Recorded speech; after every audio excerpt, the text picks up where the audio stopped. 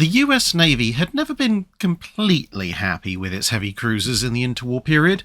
The early attempts had been somewhat poorly protected, if heavily armed, and by the time they got round to the New Orleans class, protection had been greatly increased, but keeping within the treaty limits had forced this to be highly concentrated, leaving significant portions of the ship still exposed to damage, and anti-aircraft protection was limited to 4 single 5-inch 25 caliber guns per side.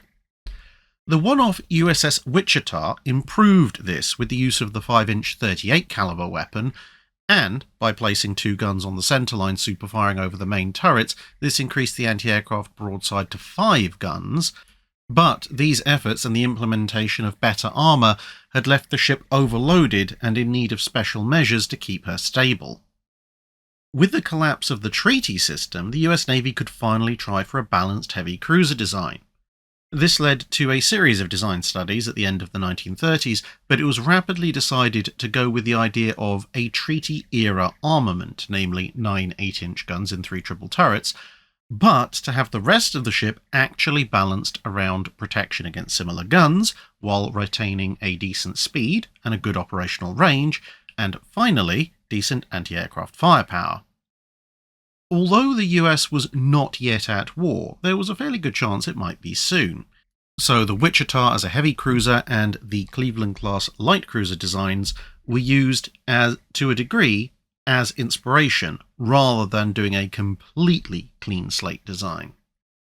The result was a ship that was about 60 feet longer and just over 8 foot wider than Wichita, displacing around 13,600 tons standard. For this approximately 1/3 increase in displacement, the main armament remained the same, as mentioned, with a pair of triple turrets superfiring forward and 1 turret aft. The general layout of Wichita's anti-aircraft armament was also adopted, but it was upgraded to twin 5-inch 38 mounts, allowing 1 position on either side to be eliminated, but still increasing the number of guns to a total of 12, of which 8 could bear on either side thanks to the centerline mountings. This was only 2 heavy anti-aircraft guns short of a battleship per broadside, or in the case of USS South Dakota, the same heavy anti-aircraft broadside. Numerous medium and light anti-aircraft guns were also present. Typically, this was 48 40mm Bofors in a dozen quad mounts, and between 2 and 3 dozen 20mm Oerlikons, mostly singles. Belt armour was up to 6 inches thick, which gave decent protection against 8-inch shells at long to medium battle ranges.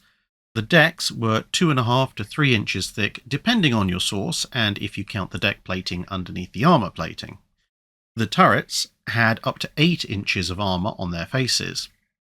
Speed was around 33 knots, courtesy of 120,000 shaft horsepower, which was supplied to 4 screws, and numerous fire control and radar systems were fitted for air and surface search, plus surface and aerial gunnery, amongst other things. Although the first ships were laid down in 1941, priority was given to the Cleveland-class light cruisers, and thus only 4 ships would be started that year.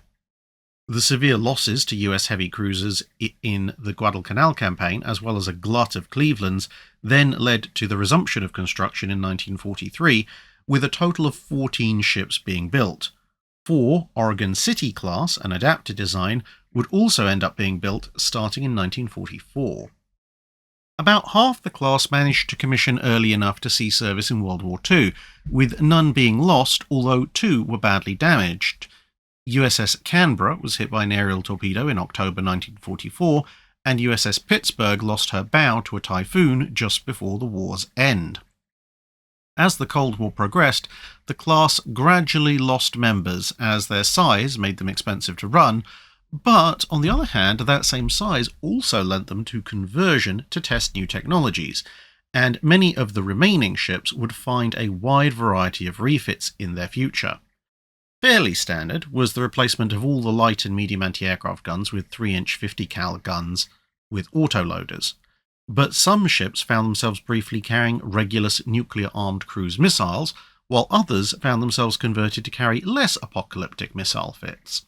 Boston and Canberra were turned into guided missile cruisers by removing the aft 8-inch and 5-inch turrets and replacing them with a pair of twin-arm Terrier surface-to-air missile launchers, along with the appropriate radar. Chicago and Columbus, along with the Albany from the Oregon City class, were, however, due to be subjected to an aesthetic mauling of epic proportions, being refitted heavily to remove almost all gun armament as well as a complete replacement of the superstructure.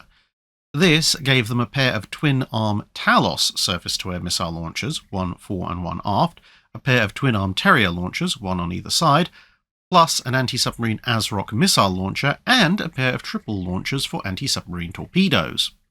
An extremely tall and thin superstructure was built to facilitate all of this, with the resulting design appearing extremely top-heavy, although in reality they did manage to stay generally upright.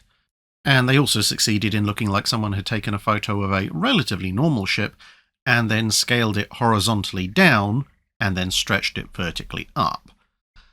Most of the gun-armed members of the class would be gradually decommissioned over the 1950s and 1960s and then scrapped in the early 1970s. The last survivor of these would be the USS St. Paul, which decommissioned in 1971 but wasn't actually broken up until 1980, actually outlasting Boston and Canberra, with the last survivors overall being the Columbus and Chicago, which lasted until 1975 and 1980 in service respectively. Columbus would be scrapped a couple of years later, but Chicago was supposed to be completely modernised in 1980, before it was found she actually needed far too much work for this, and was instead sent to Bremerton for the next decade or so as a reserve ship, only being sent to the breakers at the end of 1991. That's it for this video. Thanks for watching. If you have a comment or suggestion for a ship to review, let us know in the comments below. Don't forget to comment on the pinned post for dry dock questions.